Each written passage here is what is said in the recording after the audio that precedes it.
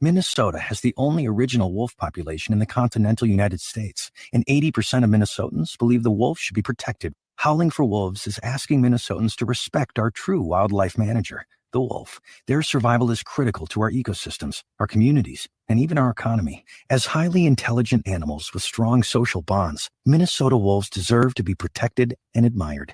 Learn more at howlingforwolves.org. Let's live and let howl. Navigating COVID while protecting yourself can be difficult. Fortunately, there's a hotline you can call with any questions.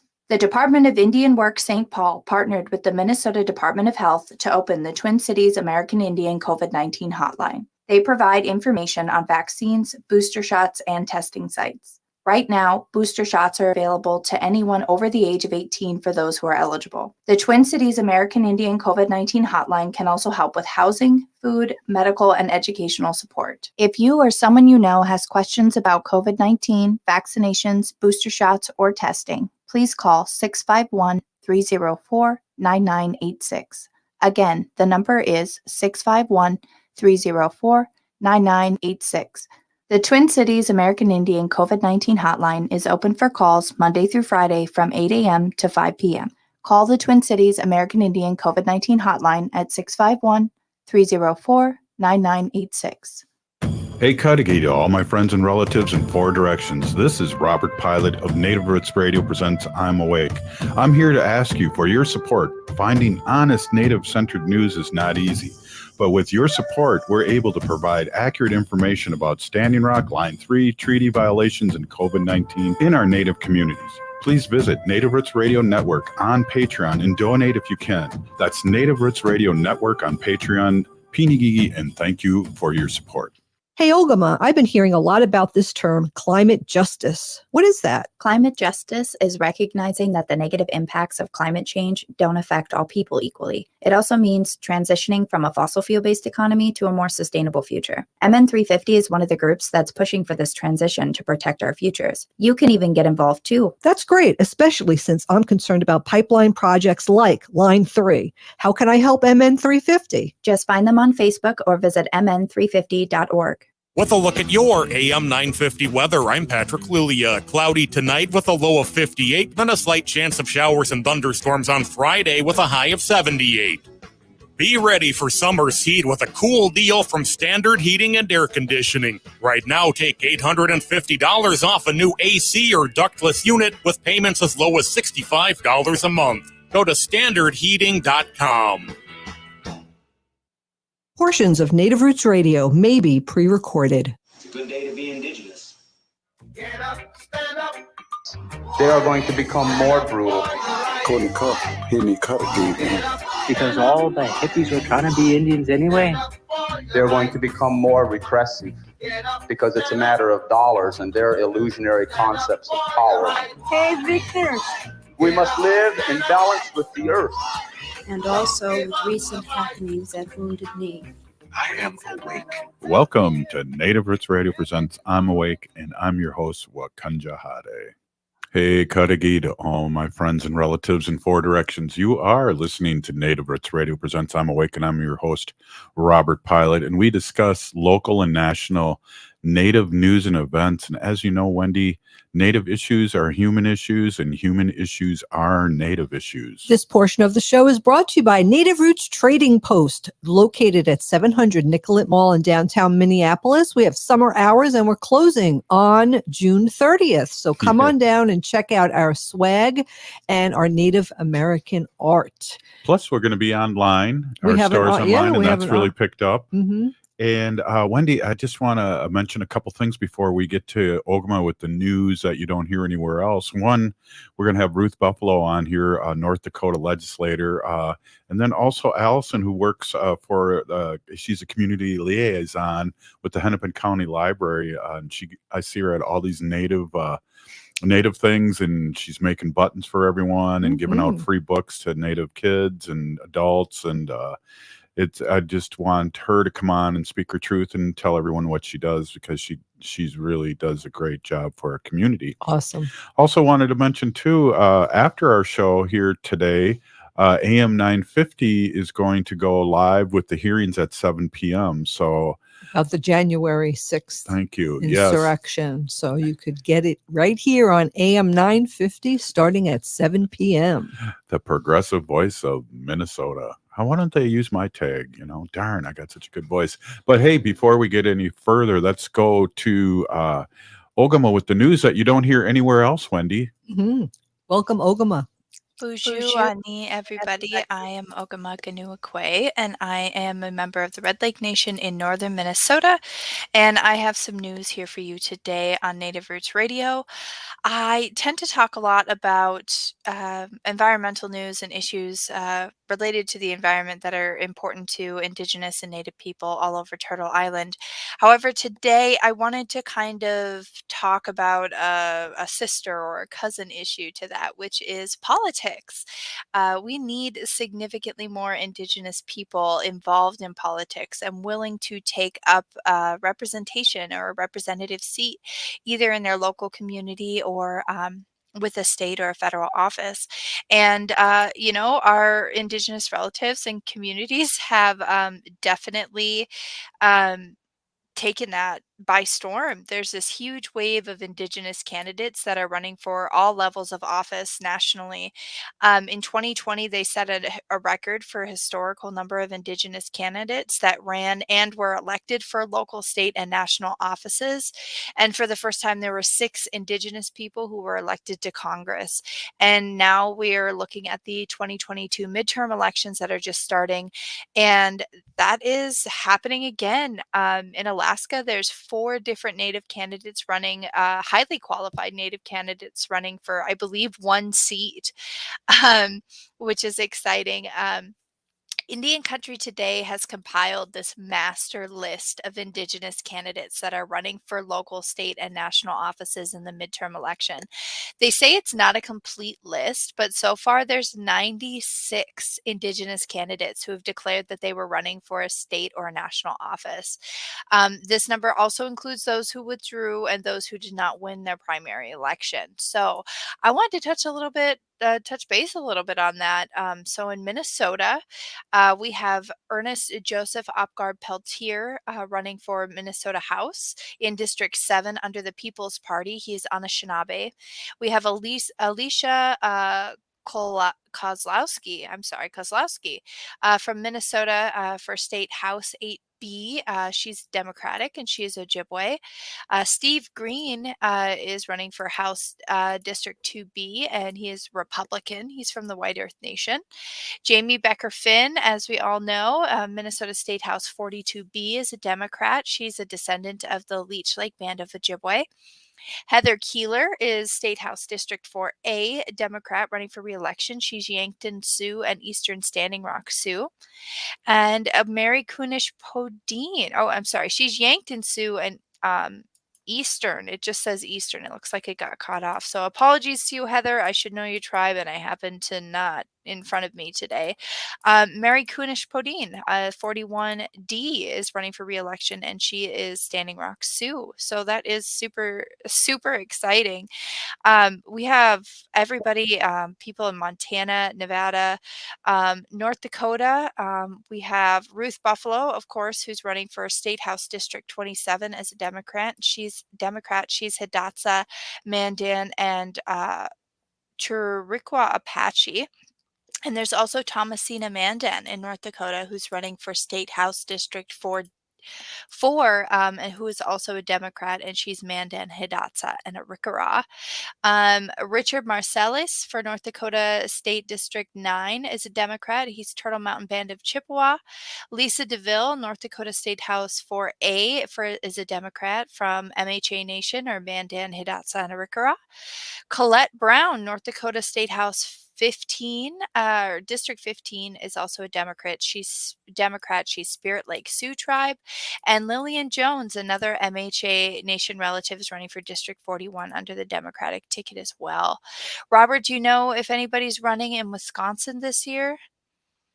That's a really good question. I do not believe so, other than maybe I do believe there's a city council member that's Ho-Chunk. I'll have to jump into that again and figure that out. But no, that's a good question. And did you mention Alan Roy? I don't see Alan Roy on this list. He's We running. might have to reach out to Indian Country today and say, "Hey, you missed one," because I don't see And Alan Roy on this list. Red Dawn What seat is he running Foster, for? Red Dawn Foster in South Dakota as a state senator, and Oh, uh, yes, yep, Red Dawn Foster in South Dakota for District 27. That's right, she's Oglala Lakota. now we've had Um, Alan enough where I should know this, but he's running for state senator too. And it's up there in the deep north, and he has a good chance because they changed the districts, and now all three tribes are available or eligible to vote for him. So that could really help out up there. But again, we talk about it's District 2, I believe. We talk about helping our democratic and like-minded people, and Alan would really need some good donations. And it's just alanforsenate.com. I'm looking at his webpage right now, and District 2 it is. Yeah. Yeah. And, a big part of the reason that these issues are so important is Indians.com put out this article just today, basically saying Indian country legislation was hijacked by Republicans on Capitol Hill, and that Democrats are vowing to return to work better prepared because the Republicans hijacked a whole bunch of Indian country bills during a markup. So the House Committee on Natural Resources was set to advance no less than 7 pro-tribal bills at the session on Wednesday morning.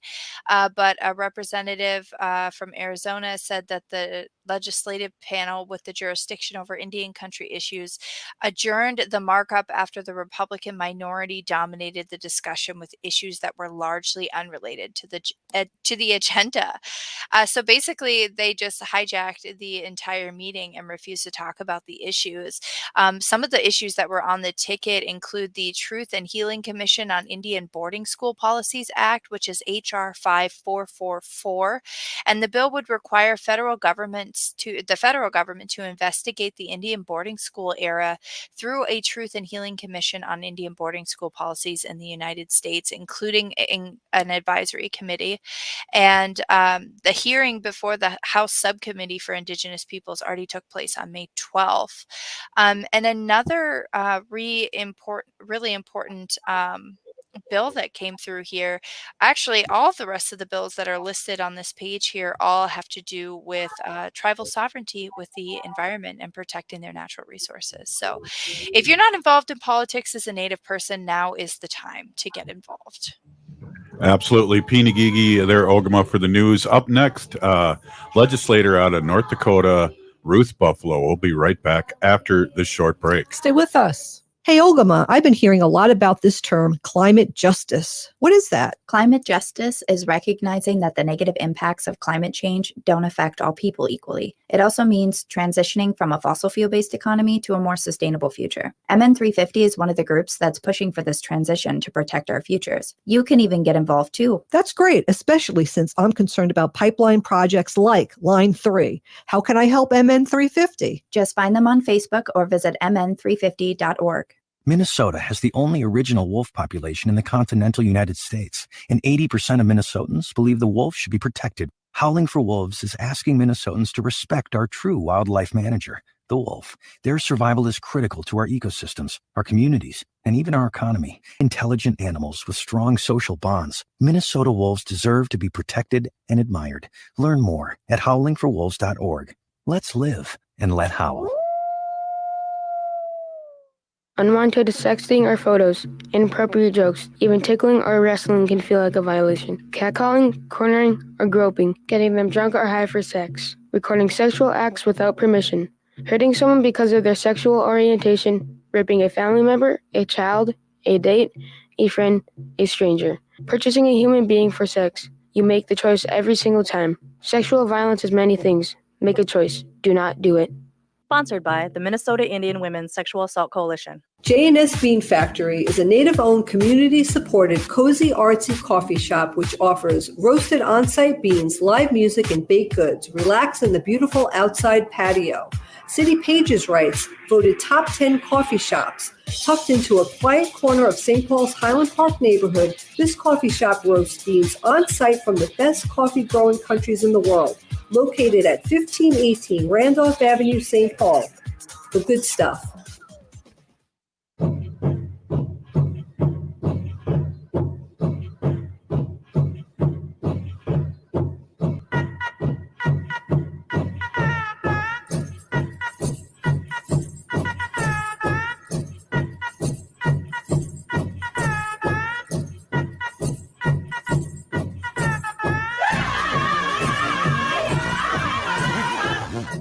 Welcome back to Native Roots Radio Presents I'm Awake, and this is Robert Pilot.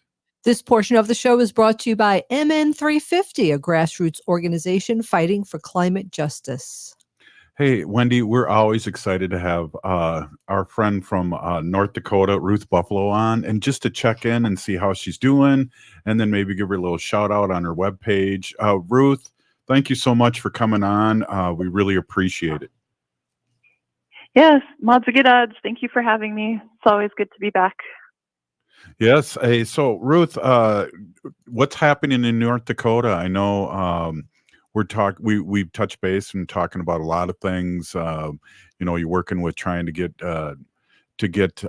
Leonard Peltier out. You're running an election. I see you're going door to door. How are you doing, and what's going on in North Dakota? Yeah, thank you. Here in Cass County in Fargo on the eastern side of the state, we're gearing up for our primary election. So there's a lot of candidates running in our local nonpartisan races. Early voting started this past Monday and continues until tomorrow. And then, the big election for our local nonpartisan races is this Tuesday. For the primary election, we have Anna Johnson, who is a enrolled member or enrolled citizen of the Turtle Mountain Band of Chippewa Indians. She is running for Fargo City Commission. So we're pretty excited about that race. There's a number of candidates running for City Commission, Fargo School Board, County Commission. The mayor is a very highly contested race.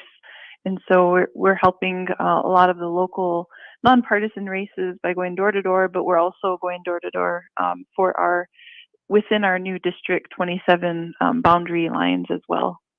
Wow, and I know this new districting has not helped you out a lot, but how are things looking, and how can we support you?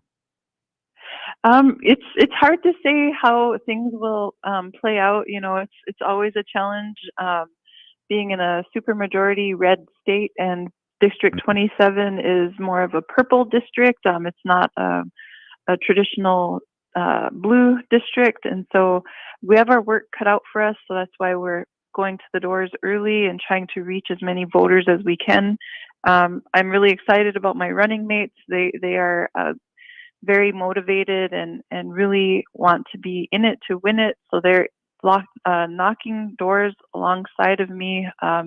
And so ruth4nd.com is my website. You can find donation links there, or Ruth Buffalo at 4ND for Facebook, and Instagram, Twitter, and TikTok are at Ruth4ND.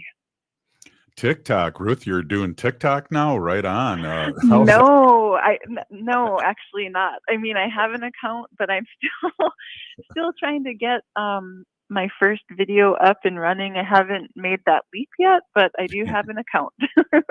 Yeah, that's like me. I like watching the Indian TikToks out there. They're pretty informative and fun, and you get to see our sense of humor, and also there's a lot of good information. So I can't wait until you get on there. I'll be sharing it out.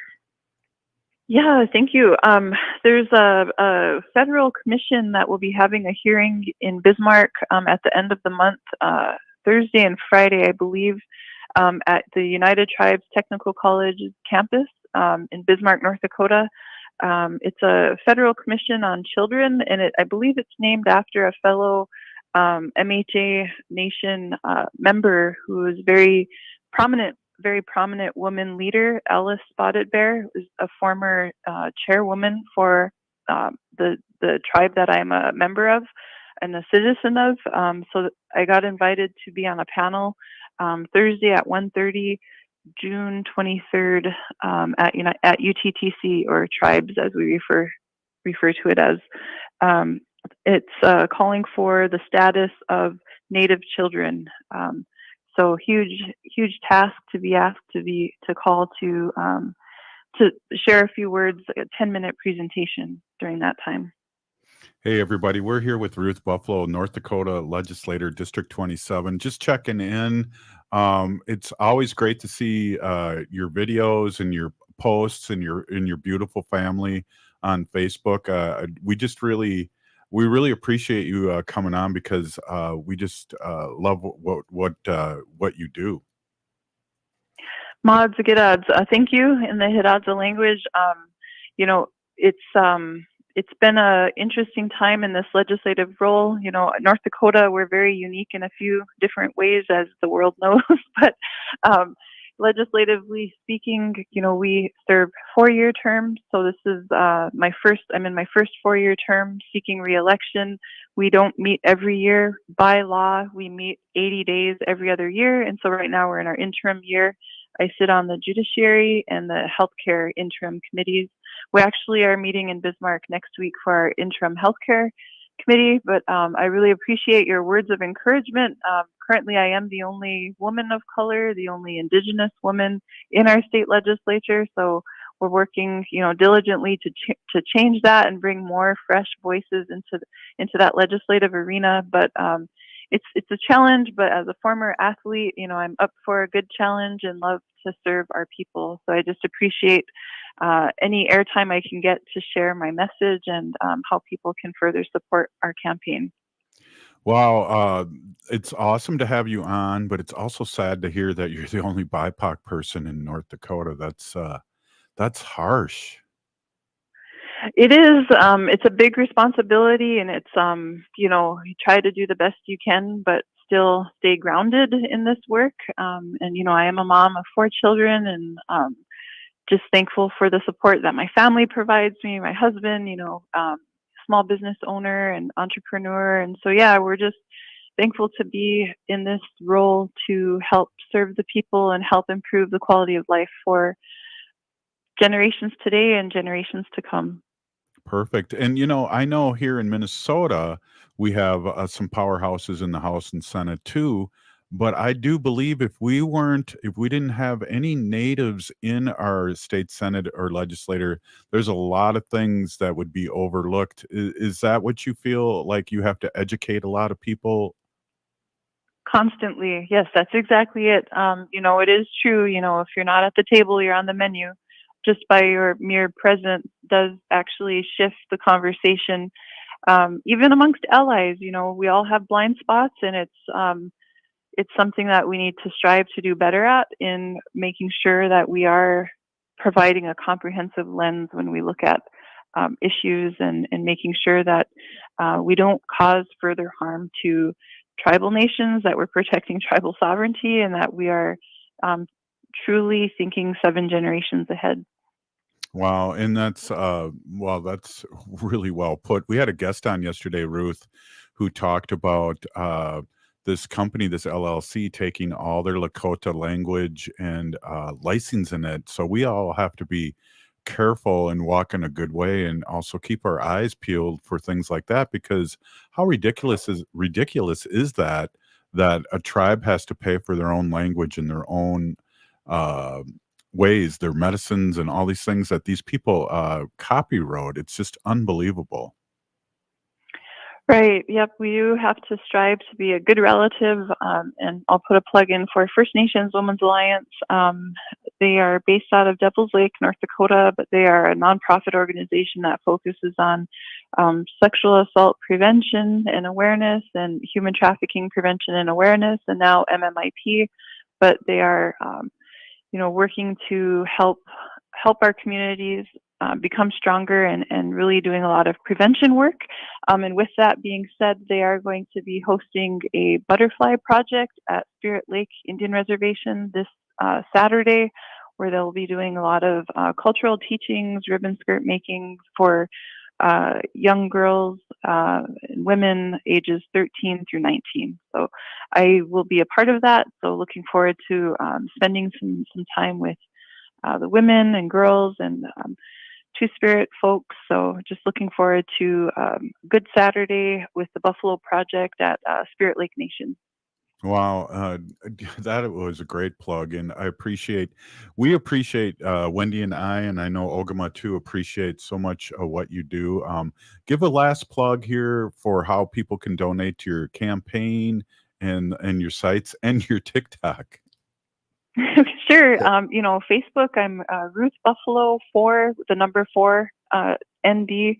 That's on Facebook, and there's a donate link there as well, or ruth4nd.com. There's a donation link there. Twitter and Instagram, I'm at ruth4nd, also with TikTok as well. Thank you so much, Madzigidads, and thank you so much for the work you're doing and for providing this space for people like me. Right on, Ruth. Thank you so much. And we just had memories before you go, and we only got like 30 seconds, but how great it was when we were doing those symposiums on Sunday and how we were keeping everybody informed with what was going on when COVID first hit. I want to say Pinigigi and thank you for being a big part of that too. Yeah, no problem. That was good to, convene during, uncertain times. And, we are in challenging times still today, but just want to really thank you for modeling be a good relative. That it's one thing to say it, but to actually do it. So I really appreciate everything that you guys are doing. So Madzigidads. Pinigigi, thank you so much. That was Ruth Buffalo, North Dakota legislator, District 27. You're listening to Native Roots Radio presents I'm Awake, and we're going to have Allison on up next and talk about what she does as Hennepin County liaison. That's hard for me to say, Wendy. Mm-hmm. We'll be right back after this short break. Stay with us. Hey, Wendy, what are we doing for dinner after the show? How about we go to J. Selby's on 169 Victoria Street in St. Paul? They have a delicious plant-based menu that's compassionate and environmentally sustainable. I'm getting their spot-on vegan Big Mac, the dirty secret. You can pick up and they deliver within a 5-mile radius, or you can call them at 651-222-3263 or visit jselbys.com. Well, you sold me one. Let's go order at J. Selby's tonight. I'm hungry. Navigating COVID while protecting yourself can be difficult. Fortunately, there's a hotline you can call with any questions. The Department of Indian Work St. Paul partnered with the Minnesota Department of Health to open the Twin Cities American Indian COVID-19 hotline. They provide information on vaccines, booster shots, and testing sites. Right now, booster shots are available to anyone over the age of 18 for those who are eligible. The Twin Cities American Indian COVID-19 hotline can also help with housing, food, medical, and educational support. If you or someone you know has questions about COVID-19, vaccinations, booster shots, or testing, please call 651-304-9986. Again, the number is 651-304-9986. The Twin Cities American Indian COVID-19 hotline is open for calls Monday through Friday from 8 a.m. to 5 p.m. Call the Twin Cities American Indian COVID-19 hotline at 651-304-9986. Hi, Minnesota. This is David Packman, and you can catch my show weekdays at 2 p.m. for the latest in political news on AM 950, the progressive voice of Minnesota. Hi, this is Chad from AM 950. Snap Construction is arguably the most well-reviewed roofing, siding, window, and insulation contractor in the metro. Ryan is so excited about working with AM 950 and our listeners that he wants to help us grow. This is Ryan, owner of Snap Construction. I was friends with Chad long before I started marketing with him. I was a bit skeptical of radio advertising before Chad convinced us to run ads. The advertising's been so successful, we want to help the station grow. We've absolutely loved working with the listeners of AM 950, and we all know how extremely important this radio station is to the community. To help AM 950 grow this summer, Snap Construction will be putting up proceeds to assist the station in marketing on social media. Snap Construction encourages you to follow, engage, share, and interact on the AM 950 social media platforms. Together, we can all work to ensure AM 950 continues to thrive and grow in our communities. We stand by our work with a lifetime craftsmanship guarantee. For a free estimate or more information on our financing, call 612-333-SNAP or check us out online. Hi, I'm Claire Ferreira, president and owner of Standard Heating and Air Conditioning. Ever since my grandfather founded Standard over 90 years ago, word-of-mouth advertising and referrals from our customers have always been important. That's why, after serving over 500,000 customers, we're proud to have a 4.9-star average rating out of 5 on our online reviews. Check them out for yourself and find out more at standardheating.com. That's standardheating.com. June is here and the heat will be coming soon right behind it. But Standard Heating and Air Conditioning will keep you cool all summer long. That's because right now you can save $850 on a new AC or ductless system with payments as low as $65 a month. Summer's heat will be here soon, whether you're ready for it or not, so make sure you're ready for the heat with this cool deal. Visit standardheating.com. That's standardheating.com. Trust the experts with over 90 years of experience. Standard Heating and Air Conditioning. With a look at your AM 950 weather, I'm Patrick Lilia. Cloudy tonight with a low of 58, then a slight chance of showers and thunderstorms on Friday with a high of 78. The Great Wall has been serving up authentic Peking and Sichuan favorites for over 40 years. The Great Wall is located on France Avenue along the Minneapolis-Edina City line. Check out their menu at greatwallrestaurant.us. You're listening to Native Roots Radio. This is Spirit from Reservation Dogs. Get up and listen.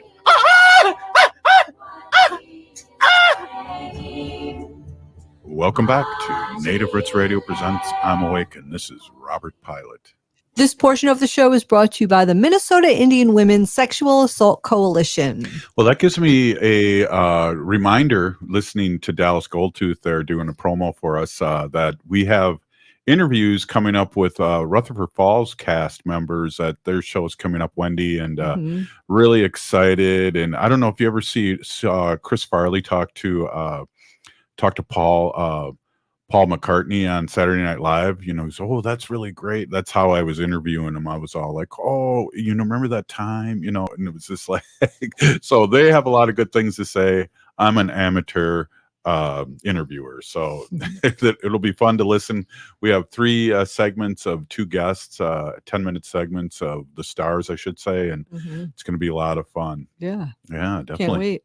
Hey, we got Allison on, and it's really exciting. Allison, we have people listening to us, I think, since the last time you've been on. We have a bigger audience in Chicago, Madison, and Milwaukee, and of course the Twin Cities here. And we're on Facebook and StreamYard and Spotify and all the other stuff. But I just wanted you to come in and talk a little bit about what you do and introduce yourself to our community here. And it's great to have you on. I see you all over Minneapolis and powwows and doing great work. So welcome, Allison. Oh, thank you so much for having me. I appreciate it.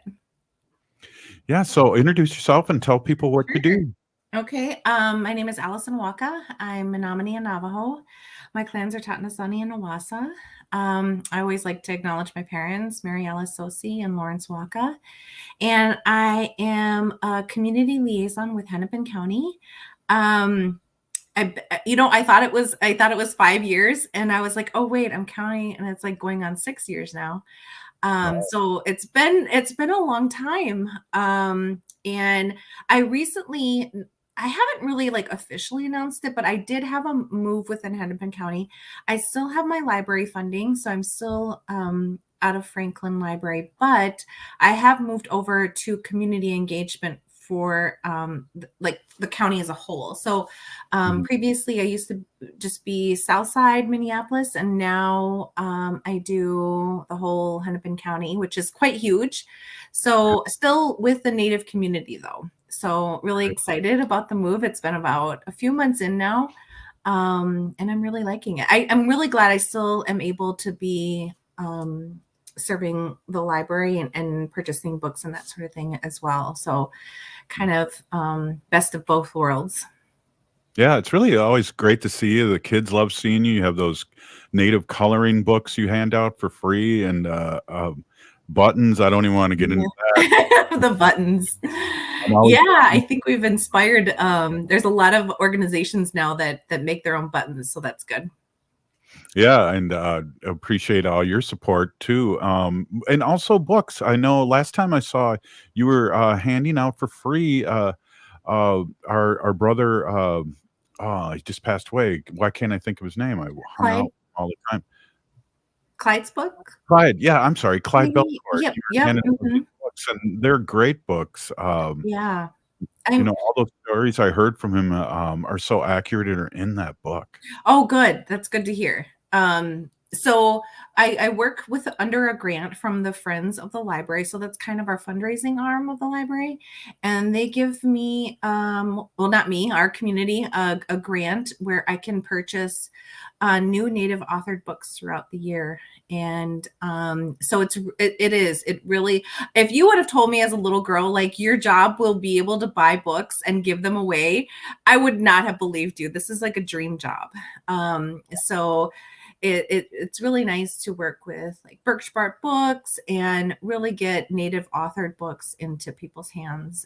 So like today I was at the farmers market. So there's the Native farmers market here in South Minneapolis, Four Sisters. And I was out giving, we had one children's, one board book, and a couple young adult, and giving those out and making our buttons and just having a lot of fun. So that will be until the end of October. It'll be going every Thursday.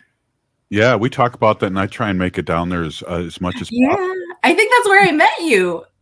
Yeah, exactly. Yeah. Then you guys sponsored our show at the fair a couple years ago. Yeah. Oh For gosh. sponsors when we went State live. fair.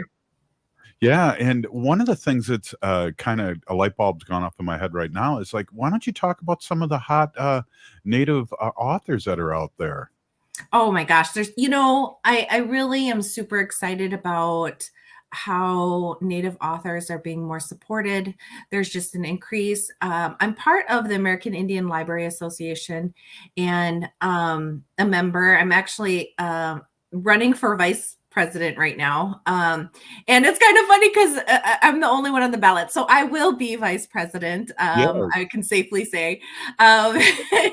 But we do the American Indian Youth Literature Awards. And this year, and that's another part of my job I absolutely loved. So I kept getting Native authored books delivered to my doorstep, and then you get to read them and rate them. And so the American Indian Youth Literature Awards is amazing. That's a great list to go off of. And so just some really, there's one that's coming up in the fall that I'm really excited about. It's with Julie. I'm not sure if I ever say her last name right, Flett. And then it's with Buffy St. Marie. So there's a children's board book coming out in the fall. So that's kind of one that I'm really excited about. Louise had one recently come out, Louise Erdrich. And so I do help support the Native Women and Friends Book Club here in the Twin Cities. And that book club has been going on for, gosh, I think it's been going on for like 13 years. And this month we're reading Crazy Brave by Joe Harjo. So I just a ton of really great books that we have. The best way to get the books is a listing is to just simply Google like Makoche, MAKOCE, and then ACLIB. So that's our Native staff team at the library, and we do book lists. And so if you were to click on there, Google it, and then we have all tons of Native book lists there for you. Really great. So recently we did one that is Indigenous representation for teachers and learners. So grades 6 through 8 and 9 through 12. And one for 3 through 5 and K through 2.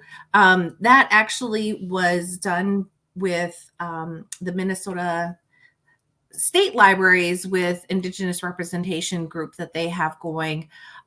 So they had created these book lists, and so we put them on our website. And so those are really great books. And can you say that again so we can pop it up on our screen? Yeah, it's really, it's the longest link ever. So I think the easiest thing to do is just simply put in Google Makoche, MAKOCE, and then our library acronyms. It's HCLIB. So if you just put those two words into Google and then book lists, then it'll come up. So I think that's the easiest way. I wish there was a shorter link to get those book lists, but there really isn't at the moment. So I got a couple quick questions for you. We only got about 6 minutes left here. Oh, sure. One of them is Robert Lilligren's usually on Thursdays, and he's on vacation right now. Oh, lucky Robert. Yeah, up in the North Shore, but I won't get into his personal life. But hey, so he was talking about Luis's book and how it was about what was happening with the George Floyd and everything, and how accurate and exciting that book was to represent what happened. Yeah, people are really, we read it with the book club. And, I would have to say that being from a lot of our members were from, Southside Minneapolis, it was a little hard for them to read, some of them. So it just was so, when you read a book, it doesn't necessarily, it's something that you're trying to learn about, or something that you don't necessarily have a totally deep connection with. And so that one was like 50-50. Everybody loved the book, but it was, I gotta say, it was a little bit harder for them to read. But and for her to have, amazing writer and author to get that out, I feel like it just happened, and then she already has, this book. So I feel like, maybe she was just writing it during, everything happening. It was happening. Who knows? Yeah. There's a question out there that people want to know how you feel about white people with good intentions who want to write Native American books. How do you feel about that, and how do we maneuver around that? So this is my own opinion and not associated with my job, but I don't really appreciate it. I think we really need to support Native authors. I do understand, I grew up reading Tony Hillerman, and it really was the only Native book that I had out there. And he actually even dedicated one to my uncle, and was good friends with one of my uncles. But there's plenty of Native authors now that you are able to find one. So like Marcy Rendon, if you're looking for murder mystery, there's I can guarantee you I'll come up with a book for you for what you're looking for. So I really and I really think it's time to support Native.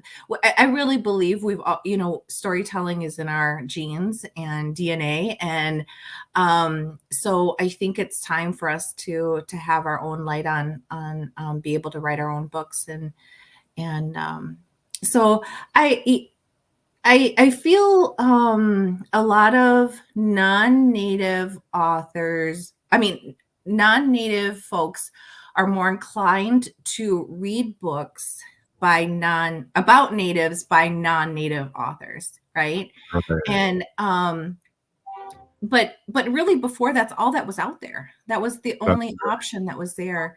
And you really had to seek out, you really had to do your research to find a Native book. And all our history books are written by non-Natives, majority of them. And there's a reason for that. They thought we were going to be all gone, and so they wanted to document us. And so I think now we have a choice. Before we didn't. And so perfect way to end it, Allison. Thank you so much for coming on. Really. Of course, happy to be here. Have a great day. You're listening to Native Roots Radio Presents I'm Awake, and we'll be right back. Stay with us. Thanks, Al. Hey, Ogimaa, I've been hearing a lot about this term, climate justice. What is that? Climate justice is recognizing that the negative impacts of climate change don't affect all people equally. It also means transitioning from a fossil fuel-based economy to a more sustainable future. MN350 is one of the groups that's pushing for this transition to protect our futures. You can even get involved too. That's great, especially since I'm concerned about pipeline projects like Line 3. How can I help MN350? Just find them on Facebook or visit mn350.org. If the statistics say that 1 in 3 Native women and 1 in 6 Native men have experienced sexual assault in their lifetime, it means our whole community is affected by sexual violence. 1 is too many. Don't stand by, stand up. Don't engage in acts of sexual violence, and shut down the dirty jokes, the gossip, the victim blaming and shaming. As a community, we can change the way we respond. Contact the Minnesota Indian Women's Sexual Assault Coalition to attend a workshop to learn more. Sponsored by the Minnesota Indian Women's Sexual Assault Coalition. Are you nervous to go to your mailbox and see one more past due mortgage bill? You could qualify for financial assistance through Home Help MN if you have fallen behind on your mortgage payments due to the pandemic. This Minnesota housing program even has money available to help with other past due mortgage-related expenses. Learn more at homehelpmn.org or call 1-800-388-3226.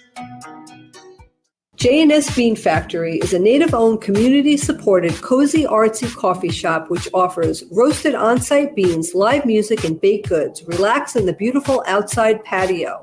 City Pages writes, voted top 10 coffee shops.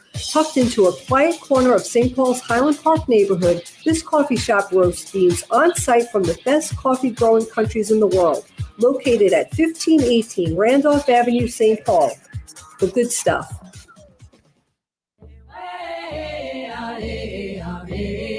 Hi, I'm Jane Fonda, and you're listening to Native Roots Radio. And we're back to Native Roots Radio presents I'm Awake, and this is Robert Pilot. This portion of the show is brought to you by Howling for Wolves, protecting wolves for future generations.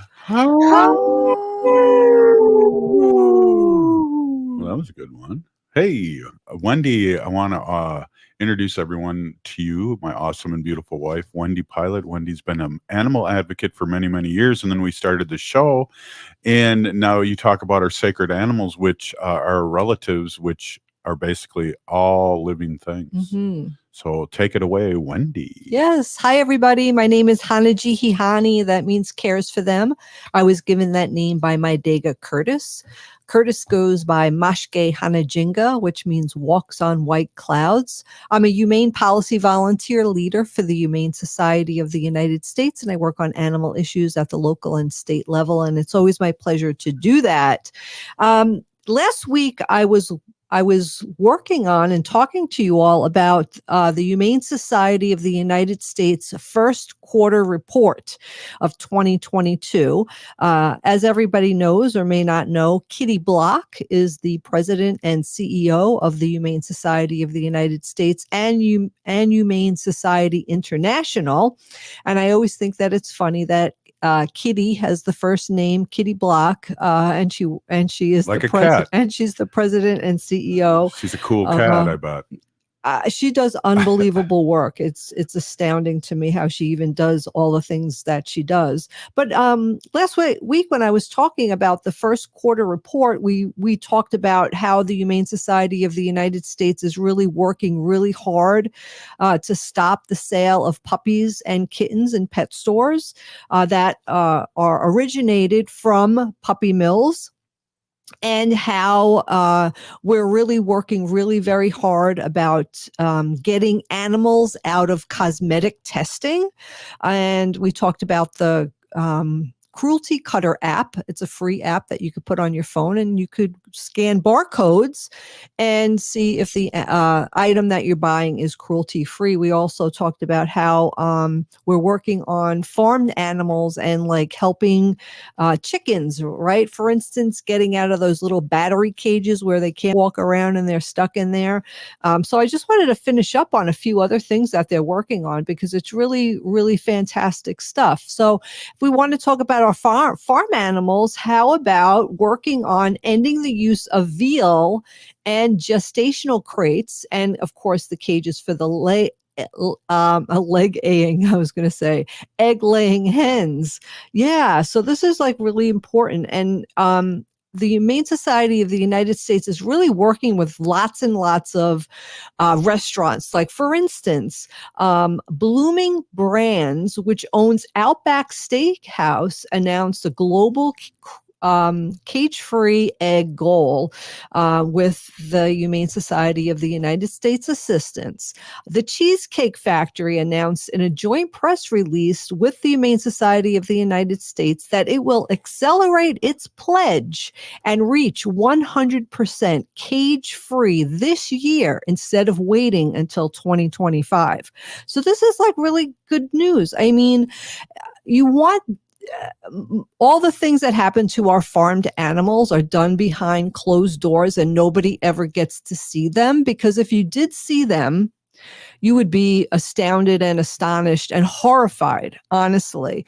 But the Humane Society of the United States has these undercover agents, and they go to these factory farms and places where our animals used for food are kept.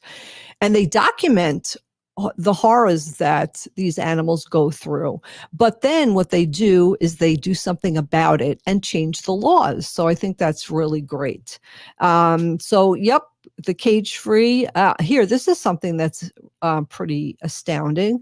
Let's see. Thanks to our corporate and public policy work and your support, the egg laying is now a whopping 33% cage-free in the United States, up from 6% in 2012, according to the latest numbers from the U.S. Department of Agriculture. So listen, things are moving along. That's really amazing. Another thing we're working on is to end the sale of fur.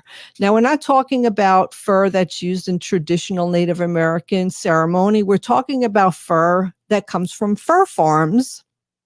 And with your support, Italian luxury brands, a lot of them I can't even pronounce, but they're very popular. And their parent group announced fur-free policies. Target, everybody shops at Target. Target's new animal-derived material standards include bans on fur, exotic skins and feathers, and wool products using mohair, angora, and alpaca. Now, you might want to say, well, what's wrong with all of those? If you go online and Google how these wool products are derived, you would also be horrified and astonished. And it's not put out there in the public, because if the public really knew what was going on with these animals, we wouldn't be buying these products. And the companies that make these products don't want anybody to really know, because it's a really big secret, right? Also, with trapping. So trapping investigation in collaboration with Born Free USA uncovered the shocking brutality of trapping animals for the fur trade and recreation in the United States. The cruelties were exposed on a stark contrast to the public relations claim for the fur industry certification scheme, such as FurMark, which promises the North American wild fur programs prioritize the sustainability and welfare of all fur-bearing species. Listen, if you want to trap and you trap an animal, you better check that trap every 24 hours. We don't need animals suffering for days on end. There, I said it. Oh, how about ending the dog meat trade? Here in the United States, we think that this is crazy and astonishing, and this is just nuts. But people in other countries eat dogs, just like we eat cows. Not me, but people eat cows. HSUS welcomed 70 dogs from a South Korean meat trade to our care and rehabilitation center in the United States. We, when I say that, I mean the Humane Society of the United States, rescued more of these dogs from Jindo Island in 2021, but were only able to transport them to the United States in January. The HSUS gained custody of the dogs and put nearly all of them up for adoption. In Indonesia, dog meat bans were enacted in many of the regencies in Indonesia, and there are now 9 dog meat-free jurisdictions in Indonesia. So we're really working really hard, not only for our little furry friends, right? We're doing all kinds of things for everybody. Also, trophy hunting, a big one for the Humane Society of the United States. You could see a beautiful picture here of a cougar. So we're really working on keeping our wild animals wild in the wild and not having people shoot them because they want to have a trophy in their living room or on their family room wall. So Wow. Yeah. Great update. So really good work, HSUS. I'm proud to be a part of you. Well, really a great update too, keeping things out in front, because I know we used to, years ago, it was like these people were going to be convicted that were taking videos and cameras of this, and that's what got you going with some of these groups. Exactly. Minnesota Animal Protection, right? That's right. Exactly, Robert. So I appreciate it. Yeah, great job as always. Hey, I want to say Peeny Gigi, thank you to all our guests today. It was just a fun show, and a lot of our relatives we asked to come on last minute, and they really come through for us and for our listening audience. Great information today. Peeny Gigi, Ogimaa, for all you do, and Wendy, great segment and great co-hosting as always. You're listening to Native Roots Radio presents I'm Awake, and we need to resist, divest, join a group, and run for office. Free Leonard Peltier.